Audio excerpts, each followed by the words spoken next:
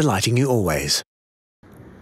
हे आमचे मित्र आहेत रुपेश कदम, रत्नागिरीतील एक जानेमाने आणि सुप्रसिद्ध असे व्हिडिओ एडिटर.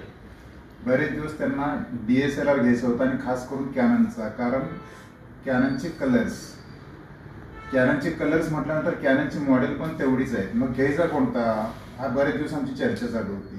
मग बरेच त्यांचं माझं आणि अजून आमच्या इतर मित्रांचं बरेच जणांचे विचार विनिमय झाल्यानंतर असं ठरलं घ्यायचं तर कॅननचा कॅमेरा असा घ्यायचा की ज्याच्यामध्ये आपल्याला फीचर्स पण भरपूर मिळालं पाहिजे आणि त्याचबरोबर नुसते फीचर्स नको तर आपलं समाधान झालं पाहिजे. फीचर्स कंपनी भरपूर देईल पण समाधान होणारे फीचर्स आपल्याला पाहिजेत. मग कोणता घ्यायचा?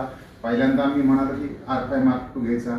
नंतर बघितलं तर R1 एकदम लेटेस्ट मॉडेल आहे फ्लॅगशिपमध्ये. याच्यापेक्षा कॅननकडं फ्लॅगशिप म्हणजे की दुसरा अजून जास्त फीचर्स असलेला कॅमेराच नाही. आणि जे फीचर्स आम्हाला त्यांना पाहिजे होते, आम्हाला मित्रवर्गांना वाटत होते चांगले, ते जास्त ह्याच कॅमेरा मॉडेलमध्ये दिसत होते. त्यामुळे आम्ही कॅननचा R1 म्हणलं की आता चॉईस करूया.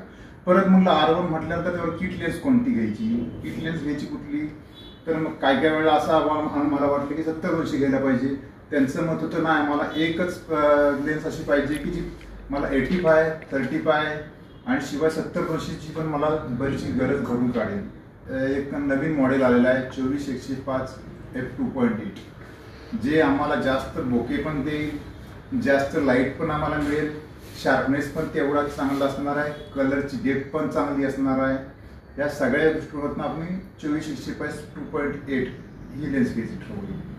आता आम्हाला वाटते संपूर्ण समाधान होईल. यापेक्षा समाधानासाठी काय लागणार आहे असं आम्हाला अजून का सध्या तरी अपेक्षा सुद्धा नाही. त्यामुळे आम्हाला बेस्ट किट त्यांना पाहिजे, आता मिळालेलं जे पाहिजे होतं तसंच मिळालं असं वाटतंय त्यांना.